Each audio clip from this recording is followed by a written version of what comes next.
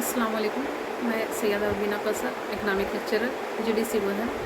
आज आपके सामने जो टॉपिक लाई हूँ वो है प्लानिंग, मनसूबाबंदी, और साथ ही साथ हम नीति आयोग के बारे में भी मालूमात हासिल करेंगे। ये जो टॉपिक है वो ये फाइनल ईयर के स्टूडेंट्स के लिए बहुत मुफीद है। आइए इससे मुताल्लिक़ मालूमात हासिल करते हैं। दरअसल मनसूबाबंदी या प्लानिंग जो है वो माशी तरक्की के लिए एक हथियार है।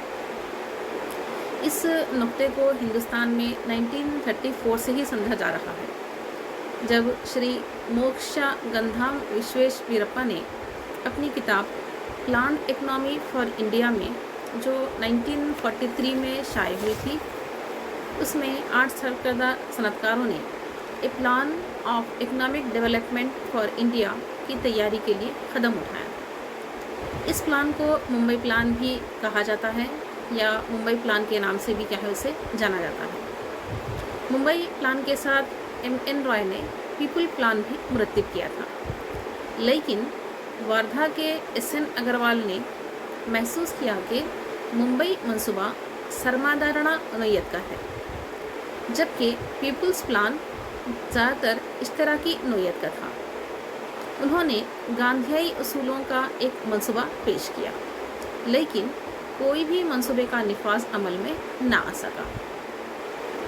आज़ादी के बाद हुकूमत हिंद ने 15 मार्च 1950 में मनसूबाबंदी कमीशन का क़याम अमल में लाया। मनसूबाबंदी कमीशन आज़ादाना काम अंजाम देता है और मरकज़ी हुकूमत के मुशीर यानी कि एडवाइज़र की हैसियत से अपनी खिदमत अंजाम देता है। मुल्क का वज़ीर आज़म बाएतबार उहदा मनसूबाबंदी कमीशन का चेयरमैन होता है। चेयरमैन के अलावा एक जो फेल है डिप्टी चेयरमैन का, और दीगर मेंबर्स में कमीशंस वगैरह भी शामिल होते हैं। मनसूबाबंदी दरअसल एक टेक्निक होती है, लेकिन माशी नुक्ते नज़र से मनसूबाबंदी एक ऐसा अमल है जो एक मखसूस मुद्दत के दौरान तरक्की की मुक़र्ररा शरह को हासिल करने के लिए अंजाम दिया जाता है। लेकिन माशियात में मनसूबाबंदी की जो इस्तिलाह है वो वसी मानों में इस्तेमाल की जाती है। माशी मनसूबाबंदी मईशत पर सोचे समझे कंट्रोल और डायरेक्शन को बताती है, जो एक मरकज़ी तंजीम की जानिब से मखसूस वक्त में और जो मुय्यन निशाने होते हैं, यानी कि जो मकासद पाए जाते हैं, उनके हुसूल की खातिर ये अंजाम दिया जाता है। इस तरह मनसूबाबंदी से मुराद मखसूस वक्त में मुक़र्ररा मकासद तक पहुँचने के लिए की जाने वाली कोशिश का नाम ही मनसूबाबंदी है, या माशी सरगर्मियों को बाकायदा तरीक़े से मतलूबा मकासद तक पहुँचने के लिए मुनज़्ज़म करना मनसूबाबंदी कहलाता है। हर मुल्क की अपनी एक माशी मनसूबाबंदी पाई जाती है और उसका अपना एक तरीक़े अमल भी पाया जाता है। माशी मनसूबाबंदी एक ऐसी हिकमत अमली है जिसके तहत एक मुक़र्ररा वक्त में तयशुदा मकासद और निशानों के हुसूल के लिए एक बाइख्तियार मुक़्तदर के ज़रिए माशी तरीक़ा क्या है अंजाम दिया जाता है। इस तरह माशी तरक्की की खातिर हुकूमत की जानिब से इख्तियार की जाने वाली हिकमत अमली को ही माशी मनसूबाबंदी या इकनॉमिक प्लानिंग कहा जाता है। इससे मुताल्लिक़ टोडायरो जो माहिर माशियात है, उन्होंने कहा कि माशी मनसूबाबंदी एक ऐसा अमल है जिसमें किसी मखसूस वक्त में मखसूस मुल्क या इलाक़े में माशी तरक्की के लिए पहले से ही तयशुदा जो माशी मकासद होते हैं उनको एक मखसूस तरजीह में तरतीब दिया जाता है, और ये तरतीब जो होती है यानी कि हिकमत अमली जो है, इसके तहत ही हासिल करने के लिए हुकूमत क्या है कोशिश करती रहती है। तो मनसूबा सिर्फ दस्तावेज़, खाका और काम अंजाम देने का क्या है नमूना होता है, जबकि मनसूबाबंदी जो होती है उसके तहत खाके को अमली जमा क्या है पहनाया जाता है। मनसूबाबंदी का जो लाजमी जुज़ होता है वो साइंटिफिक इंतखाब और बाकायदा गौर व फिक्र और इंतखाब के ज़रिए माशी जुस्तजू क्या है हासिल करना होता है।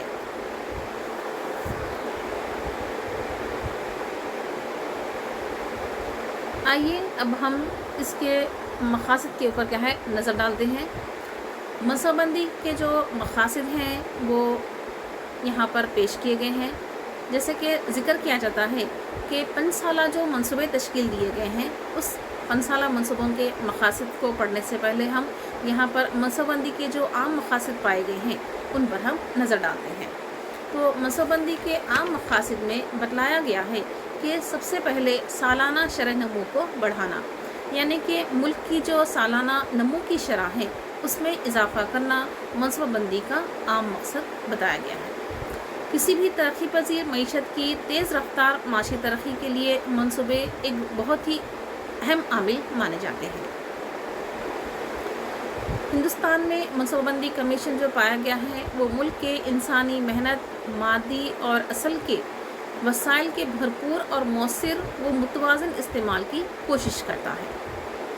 منصوبہ بندی کا جو دوسرا اہم مقصد ہے وہ یہ کہ منصوبوں کے ذریعے سے لوگوں کی فی کس آمدنی کو بڑھاتے ہوئے ان کی معیاری زندگی میں اضافہ کرنا ہے، ساتھ ہی ساتھ تیز رفتار صنعتی ترقی کو حاصل کرنا ہے اور غذائی اجناس کی پیداوار کے معاملے میں خود کفالت کو حاصل کرنا ہے، یعنی غذائی پیداوار یا غذائی اجناس کے معاملے میں اتنا خود مکتفی ہو جانا ہے کہ ہم دوسروں سے نہیں بلکہ دوسروں کو سپلائی کرنے کے قابل کیا ہے بن جائیں۔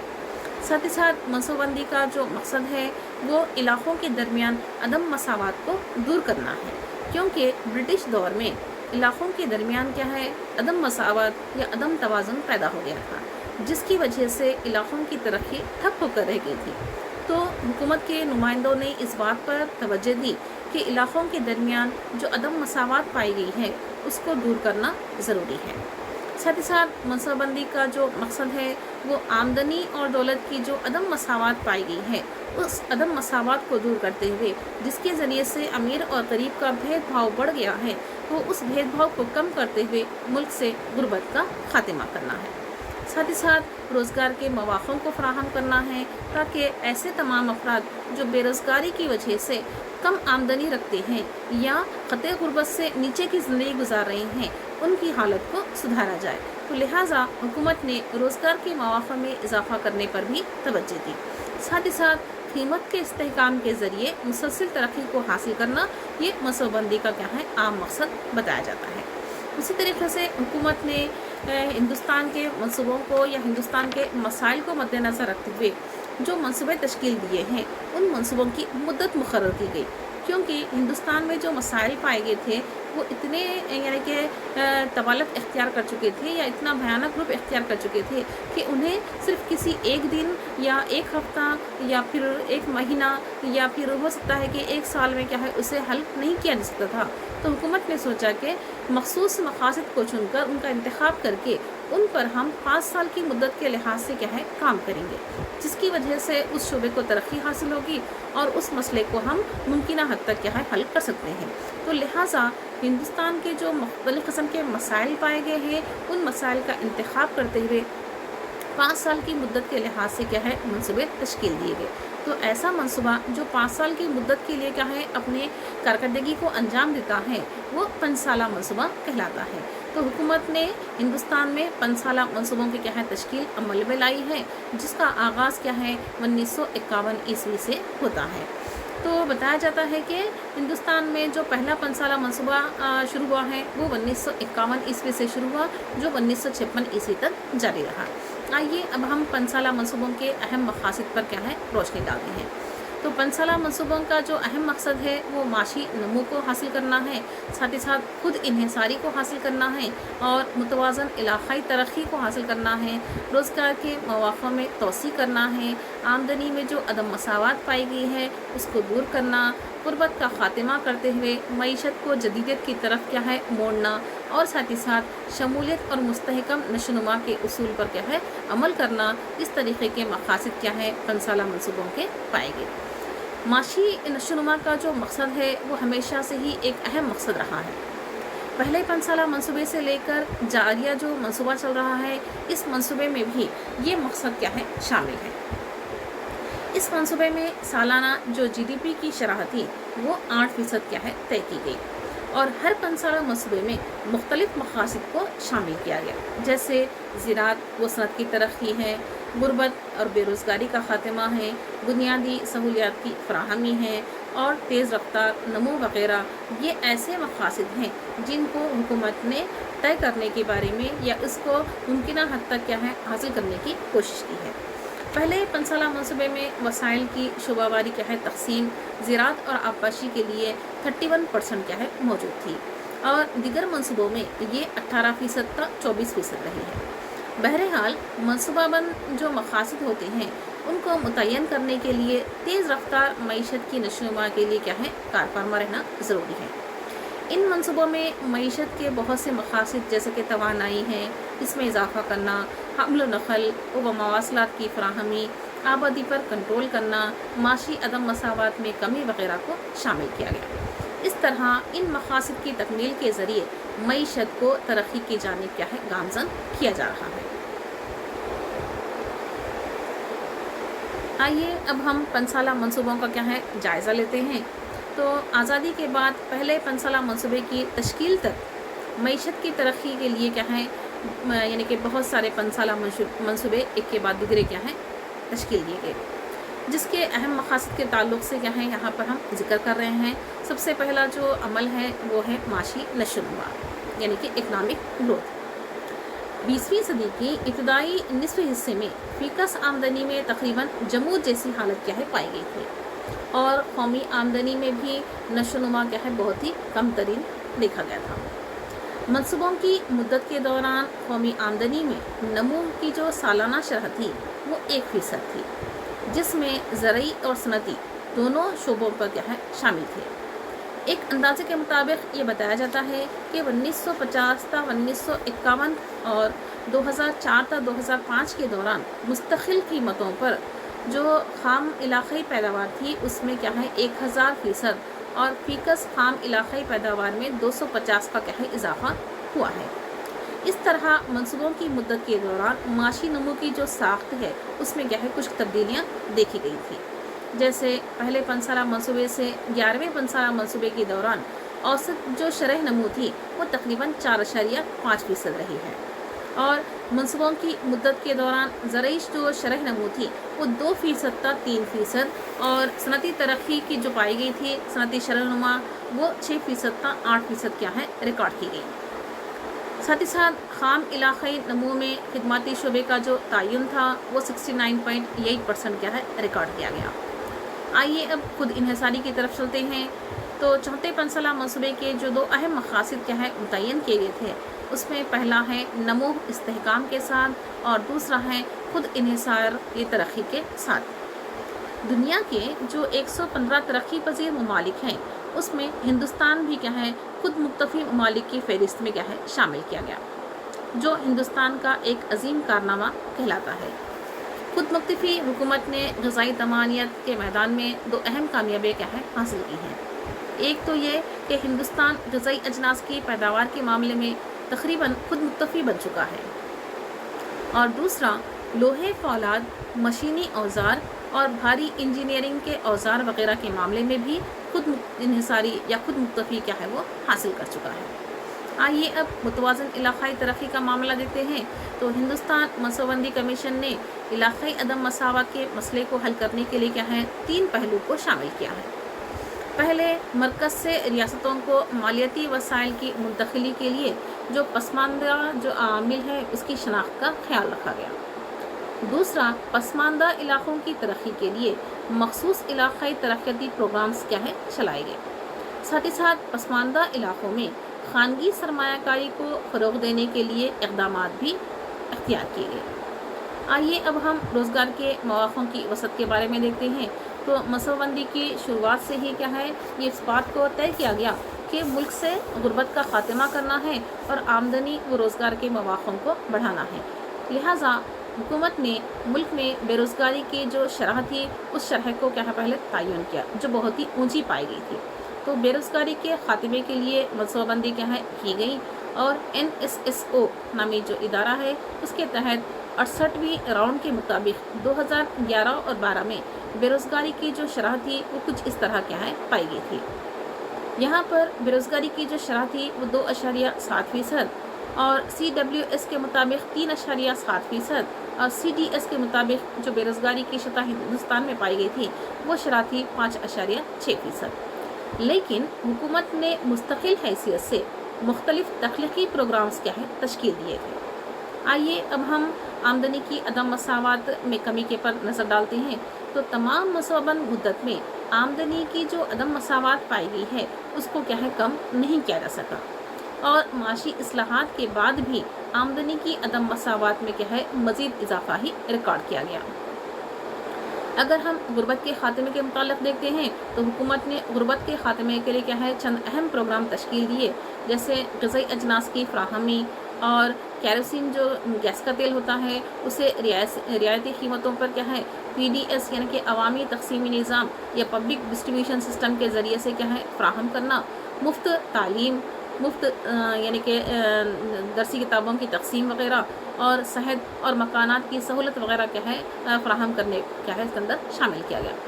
हुकूमत ने ग़िज़ाई तमानियत के क़ानून की भी तजवीज़ पेश की है।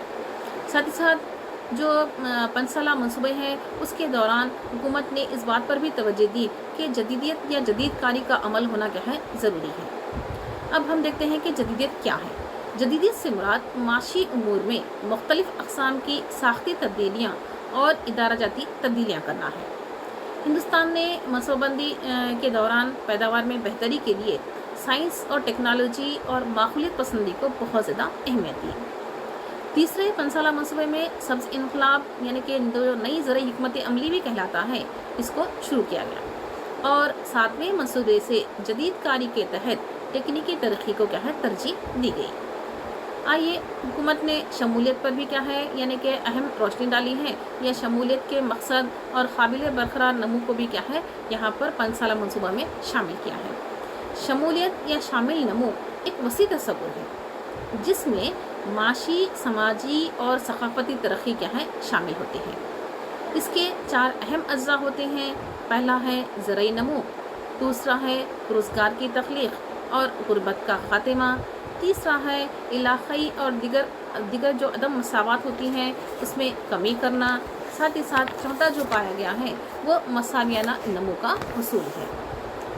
साथ ही साथ हुकूमत ने काबिल बरकरार नमू पर भी तवज्जो पेश की ताकि आइंदा आने वाली नस्लें तरक्की से महरूम ना रहने पाएँ।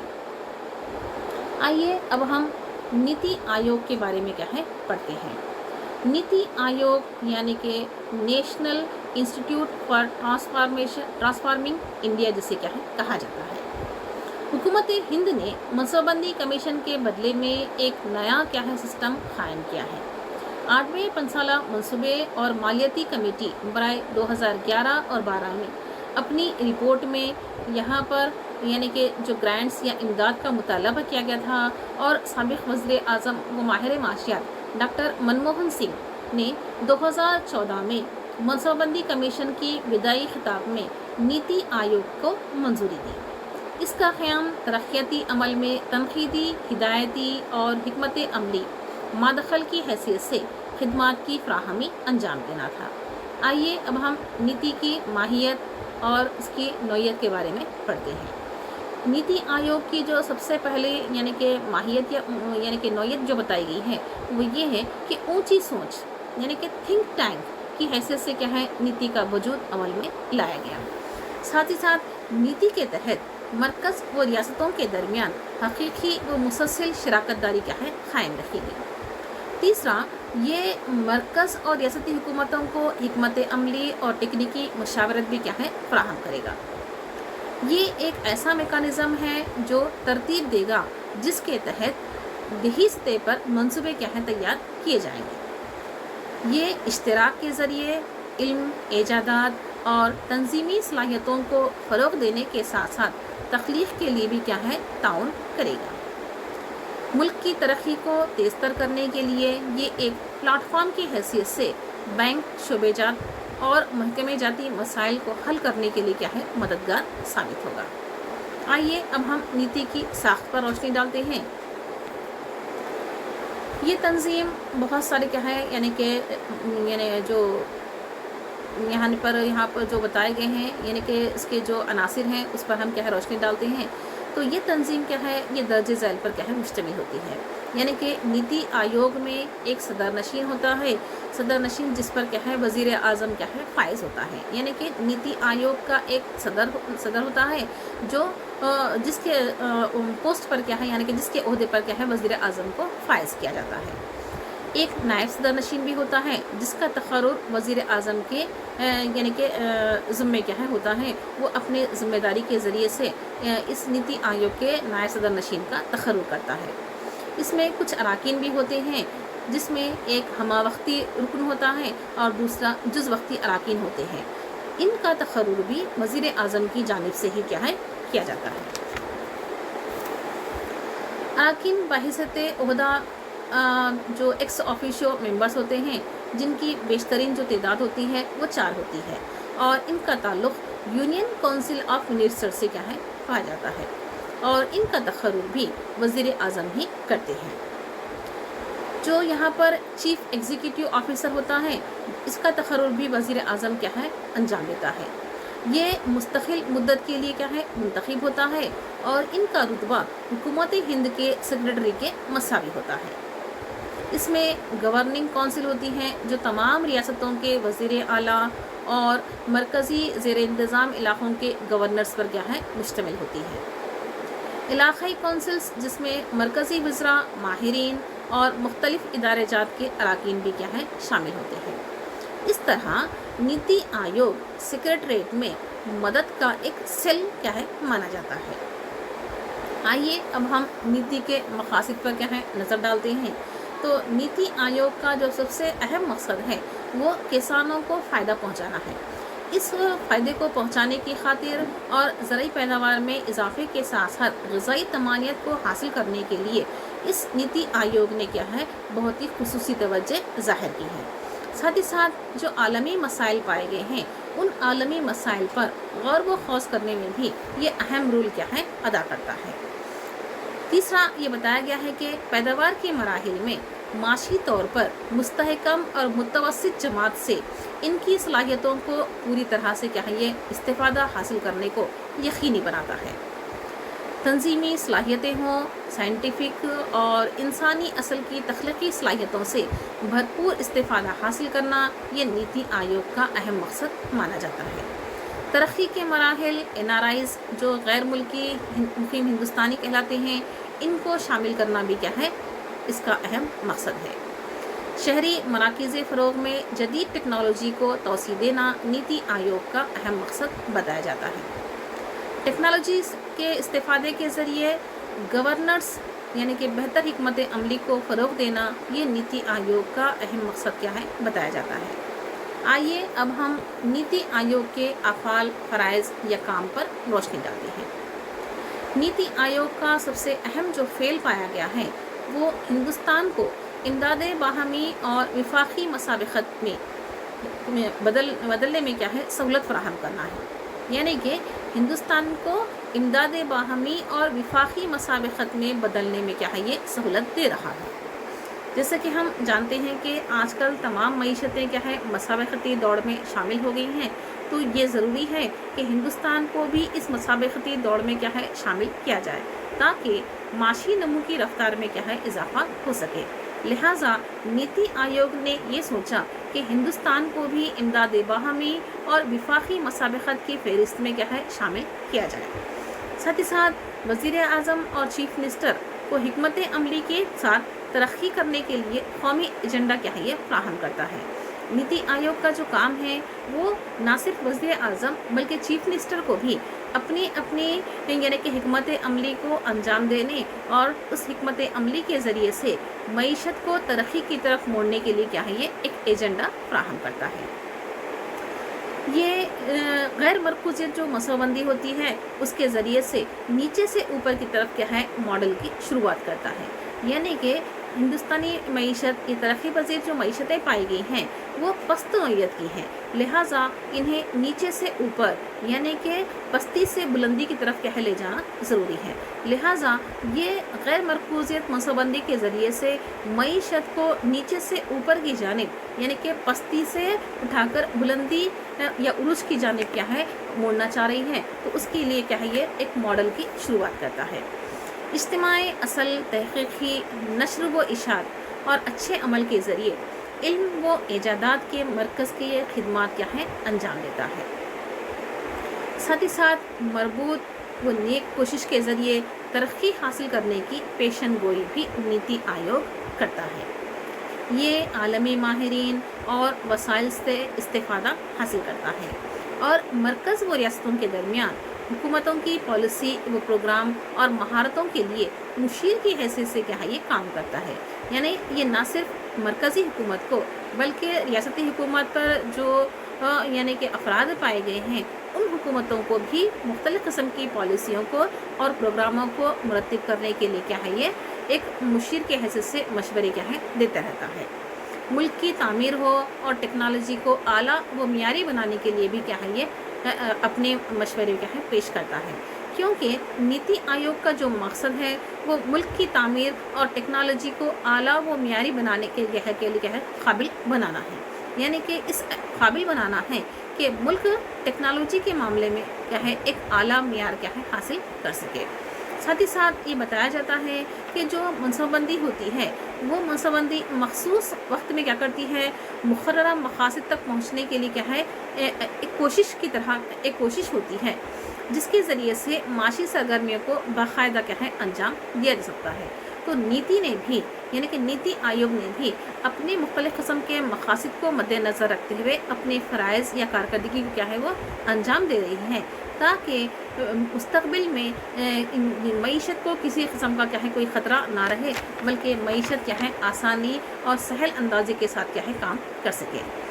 جیسا کہ ہم جانتے ہیں کہ منصوبہ بندی جو کمیشن ہے وہ منصوبہ بندی کمیشن کی طرح کیا ہے جو قومی ترقیاتی کونسل ہوتی ہے جسے ہم نیشنل ڈیولپمنٹ کونسل بھی کہتے ہیں، یہ ایک کیا ہے غیر دستوری کیا ہے انجمن پائی گئی ہے جس کا قیام 1952 میں عمل میں آیا۔ اس کی اہم ذمہ داری جو ہے وہ منصوبہ بندی کمیشن کی جانب سے جو تیار کردہ منصوبے ہوتے ہیں یا ڈرافٹ جسے ہم کہتے ہیں اس کی جانچ کرنا ہے۔ ملک کا وزیر اعظم اس کونسل کا صدر نشین ہوتا ہے یعنی کہ چیئرمین ہوتا ہے اور قومی ترقیاتی کونسل کی منظوری کے بغیر منصوبے کیا ہے عملی جامہ یا اسے کیا ہے عملی جامہ کیا ہے پہنایا نہیں جا سکتا، یعنی کہ اس پر عمل آوری نہیں کی جا سکتی ہے۔ جیسے کہ ہم نے دیکھا کہ ہندوستان میں 1 اپریل 1951 عیسوی سے منصوبہ بند کیا ہے معاشی ترقی کی طرف کیا ہے ہمارا ملک کیا ہے گامزن ہوتا ہوا نظر آیا ہے۔ تب سے نمو کی بلند ترین شرح کو حاصل کرنے کے لیے کیا ہے سخت ترین کیا ہے کوششیں کی جا رہی ہیں۔ 1951 سے لے کر 2007 تک مکمل طور پر 10 5 سالہ منصوبے کیا ہے عمل میں لائے جا چکے ہیں۔ چوتھا منصوبہ تیسرا منصوبے کی تکمیل کے فوراً بعد کیا ہے شروع نہیں کیا گیا تھا، کیونکہ اس دوران 1965 عیسوی میں ہندوستان اور پاکستان کے درمیان کیا ہے جنگیں واقع ہوئی تھی اور ہندوستانی کرنسی کی جو قدر تھی اس میں کیا ہے کمی پیش آئی تھی۔ 1966 کے بعد سے اور ایسے ہی دیگر مختلف قسم کے اسباب نے معاشی ماہرین کو قومی ترجیحات کے تفویض میں دوسرے خیال پر کیا ہے مجبور کیا، یعنی 1966 سے لے کر 1969 کے دوران ملک میں سالانہ منصوبے کیا ہے عمل میں لائے گئے اور منصوبہ بندی کے جو عمل تھی اس میں جو خلا پیدا ہو گئی تھی اس کو کیا ہے دور کرنے کے بارے میں سوچا گیا۔ تو 1966 سے 1969 کے دوران ملک میں جو سالانہ منصوبے کیا ہے عمل میں لائے گئے تھے تو اس منصوبہ بندی کے عمل میں جو خلا پیدا ہوئی ہے اس کو منصوبے تعطیل یا پلان ہالیڈے بھی کیا ہے کہا جاتا ہے۔ پھر 1990 اور 1992 کے دوران حکومت نے 8ویں 5 سالہ منصوبے سے پہلے بھی ایک سالہ منصوبہ کیا ہے تشکیل دیا تھا۔ مجموعی طور پر ہندوستان نے کیا ہے 1951 سے لے کر 2007 تک کیا ہے 10 5 سالہ منصوبے تشکیل دیے گئے۔ اب جو منصوبہ چل رہا ہے وہ 13واں 5 سالہ منصوبہ کیا ہے چل رہا ہے، کیونکہ جو 12واں 5 سالہ منصوبہ تھا وہ 2017 میں کیا ہے اس کا اختتام عمل میں آ چکا ہے۔ جیسا کہ ہم جانتے ہیں کہ ابتدا سے ہی زرعی شعبہ ہندوستانی معیشت میں کیا ہے بہت ہی اہم رول کیا ہے ادا کر رہا ہے۔ روزگار کی فراہمی ہو، غذائی اجناس کی پیداوار ہو اور صنعتی شعبے کے لیے کیا ہے خام مال کی فراہمی کے نقطہ نظر جی ڈی پی میں زرعی شعبے کا جو فیصد رہا ہے وہ پہلے منصوبے میں 55% تھا، جو گھٹ کر کیا ہے 20% ہو گیا۔ یعنی کہ 5 سالہ منصوبوں میں اس بات پر توجہ دی گئی کہ ہندوستانی معیشت نہ صرف زرعی شعبے میں آگے رہے بلکہ زرعی شعبے کے ساتھ ساتھ ہندوستان دیگر شعبوں میں بھی کیا ہے ترقی حاصل کرے۔ اس وجہ سے زرعی شعبے میں کام کرنے والے لوگوں کا جو تناسب تھا اور اس کے ذریعے سے جو جی ڈی پی کی شرح تھی اس میں کیا ہے مسلسل آپ کو کمی ہوتی ہوئی کیا ہے نظر آئے گی۔ صنعتی شعبے کے تعلق سے پہلے منصوبے کے دوران 6.5% کیا ہے مختص کیا گیا تھا، جس میں 5ویں منصوبے تک 26% کا کیا ہے اضافہ ہوا۔ اس کے بعد 10ویں منصوبے میں یہ گھٹ کر 3.9% ہو گیا، کیونکہ لوگوں کا جو رجحان تھا وہ خدماتی شعبے کی جانب کیا ہے مائل ہو رہا تھا۔ ساتھ ہی ساتھ توانائی، ٹرانسپورٹ اور کمیونیکیشن کے شعبے کے لیے بھی مختص کردہ جو بڑے حصے تھے، کیونکہ انفراسٹرکچر کی جو سہولتیں تھیں ان کی اہمیت بھی کیا ہے دن بدن کیا ہے بڑھ رہی تھی، اور نئی معاشی پالیسی 1991 کی تعمیل کی وجہ سے عوامی شعبے سے اہمیت کیا ہے خانگی شعبے کی طرف کیا ہے لوگوں کی بدل گئی تھی۔ 6ویں منصوبے سے خانگی سرمایہ کاری کی حوصلہ افزائی کی جا رہی ہے۔ اب تک جو مالی اور دیگر وسائل جو حکومت استعمال کرتی تھی وہ سماجی یعنی کہ معاشی شعبے کی طرف کیا ہے جوڑ دیے گئے۔ تعلیم، میڈیکل کی سہولتیں، پینے کا صاف پانی اور دیگر جو مختلف قسم کی اقل ترین ضروریات تھیں ان کی فراہمی یہ سماجی سیکٹر کیا ہے کر رہا ہے۔ 10ویں 5 سالہ منصوبے کے دوران پہلی مرتبہ انسانی وسائل کے معیار کی اہمیت کو تسلیم کیا گیا اور سماجی سیکٹر میں سرمایہ کاری کے اضافے سے اس کو کیا ہے دیکھا جا سکتا ہے۔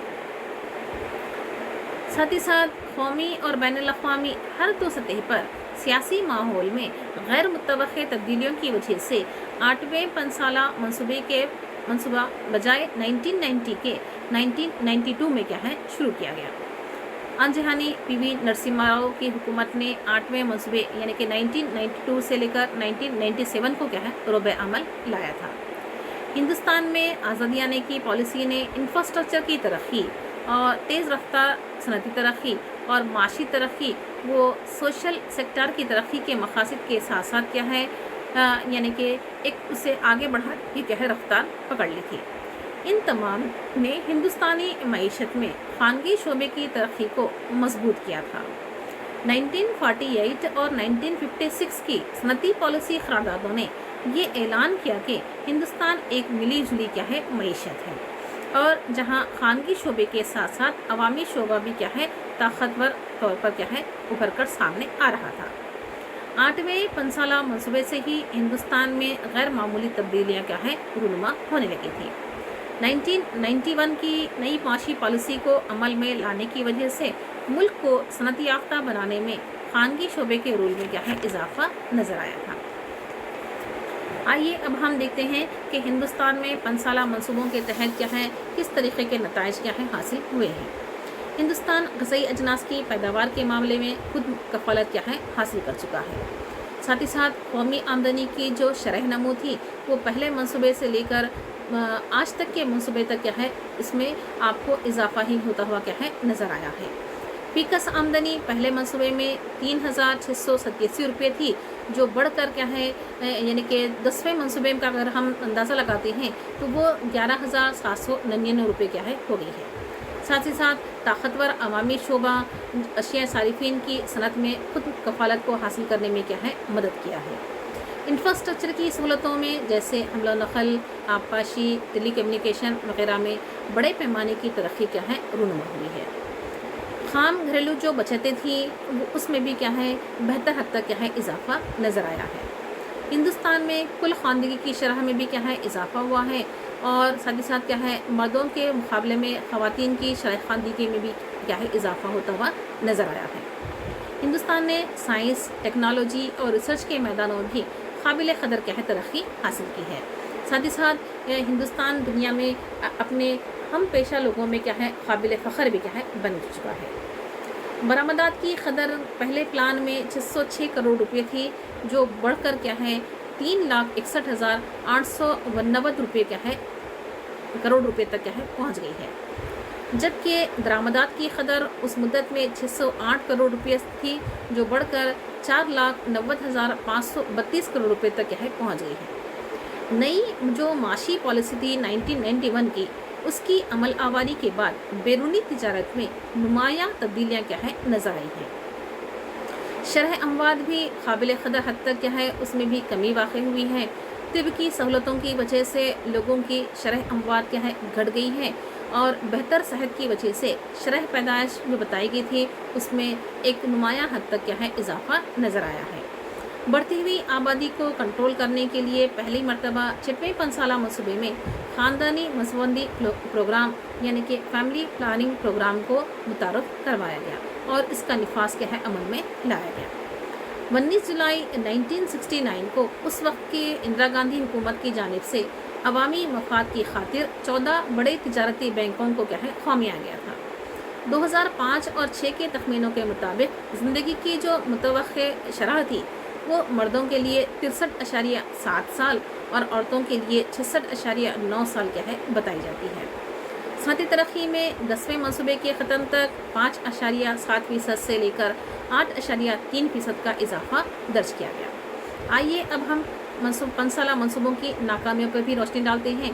تو ہندوستانی معیشت نے منصوبہ بندی کے جو دور میں اہم پیش رفت کی ہے، پھر بھی کئی اہم کمزوریاں سامنے آئی ہیں، جو ہندوستانی منصوبوں کی کئی طرح سے ناکامیوں کی نشاندہی کرتی ہیں۔ جیسے کہ 60 سال سے زائد منصوبہ بند معاشی ترقی کے باوجود اب بھی ہندوستان میں غربت اور بے روزگاری جیسا مسئلہ پایا گیا ہے۔ اگرچہ کہ زمینی اصلاحات کے تحت کئی مختلف قسم کے اقدامات عمل میں لائے گئے، پھر بھی زمینی ملکیت سے متعلق آج بھی نابرابری یا عدم مساوات پائی گئی ہے۔ بے زمین لوگوں کے حق میں زمین کی اثر نو تقسیم کی ضرورت ہے۔ اس لیے یہ کہا جا سکتا ہے کہ زمینی اصلاحات کی صحیح ڈھنگ سے تعمیل نہیں کی گئی ہے، اور ہندوستانی 5 سالہ منصوبے کا جو ایک اہم مقصد مساوات پر مبنی سماج کا قیام تھا، لیکن آج بھی یہ مقصد حاصل نہیں ہو سکا ہے۔ منصوبے ملک میں کالا دھن کی مقدار اور رشوت خوری کو کنٹرول کرنے میں ناکام ثابت ہوئے ہیں۔ ہم کو سب کے لیے صحت کے نشانے تک پہنچنے کے لیے ابھی بھی ایک طویل راستہ طے کرنا ہے، یعنی کہ آج بھی کئی دیہی علاقے ایسے ہیں جہاں پر صحت سب کے لیے اس نشانے کو حاصل نہیں کیا جا رہا ہے۔ کئی دیہی علاقے آج بھی طبی سہولتوں سے محروم نظر آ رہے ہیں، جس کی وجہ سے دیہی عوام صحت کے معاملے میں پچھڑی ہوئی حالت یا پسماندگی کا وہ شکار ہے۔ منصوبے چند ہاتھوں میں آمدنی اور دولت کے ارتکاز کو کم نہیں کر سکے ہیں۔ آج بھی معیشت میں امیر اور غریب کا بھید بھاؤ برقرار ہے۔ آج بھی معیشت آمدنی اور دولت کی عدم مساوات کا شکار ہے، یعنی کہ آج بھی معیشت میں چند مٹھی بھر لوگ کر رہے ہیں، سرمایہ داروں کے حیثیت سے اپنا رتبہ رکھے ہوئے ہیں۔ امیر اور زیادہ امیر، غریب اور زیادہ غریب ہوتا جا رہا ہے۔ اس میں کوئی شک نہیں ہے کہ ہندوستان معاشی منصوبہ بندی کے ذریعے قابل لحاظ ترقی حاصل کر چکا ہے۔ زراعت اور صنعت میں ہندوستان کی وسیع کامیابی کے باوجود UNDP کی انسانی ترقیاتی رپورٹ 1997 نے زندگی کی توقع، خواندگی، صحت خدمات، پینے کے پانی اور بچوں کی تغذیہ کے مجموعی پیمانے کی بنیاد پر 25 ممالک کی فہرست بنائی تھی، جس میں ہندوستان کو 47واں مقام یعنی کہ 47 مقام سے حاصل ہے۔ دنیا کی تیزی سے ترقی کرنے والی معیشتوں میں ہندوستان بھی ایک اہم مقام رکھتا ہے۔ پھر بھی ہم یہ کہہ سکتے ہیں کہ ہندوستان کو ترقی کی راہ میں ایک طویل سفر طے کرنا باقی ہے۔ تو اس طریقے سے آج کا یہ ہمارا ٹاپک کیا ہے ختم ہوتا ہے، جس میں ہم نے دیکھا کہ ہندوستان میں کس طریقے سے منصوبہ بندی کو کیا ہے تشکیل دیا گیا تھا، ہندوستان میں منصوبہ بندی کے کیا مقاصد ہیں، اور ہندوستان میں 5 سالہ منصوبے کس طریقے سے کیا ہے تشکیل دیے گئے تھے، ان کے مقاصد کیا ہیں، ان کا ہم نے کیا ہے ایک جائزہ لیا ہے۔ منصوبہ بندی کمیشن کے بعد کس طریقے سے نیتی آیوگ کیا ہے قائم کیا گیا تھا، نیتی آیوگ کے مقاصد کیا ہیں، اس کی ساخت، اس کی نوعیت، ساتھ ہی ساتھ ہم نے یہ بھی دیکھا کہ نیتی آیوگ اپنے کس طریقے سے کیا ہے اعمال انجام دے رہا ہے، ساتھ ہی ساتھ ہم نے یہ بھی دیکھا کہ ہندوستان میں 5 سالہ منصوبوں نے کس طریقے سے کیا ہے کامیابیاں حاصل کی ہیں اور اس کی ناکامیاں کیا ہیں۔ تو اس طریقے سے آج کا یہ ہمارا ٹاپک کیا ہے ختم ہوتا ہے۔ انشاءاللہ دوسرے ٹاپک کے ساتھ کیا ہے پھر سے حاضر ہوتے ہیں، تب تک کے لیے اجازت دیجیے، شکریہ، اللہ حافظ۔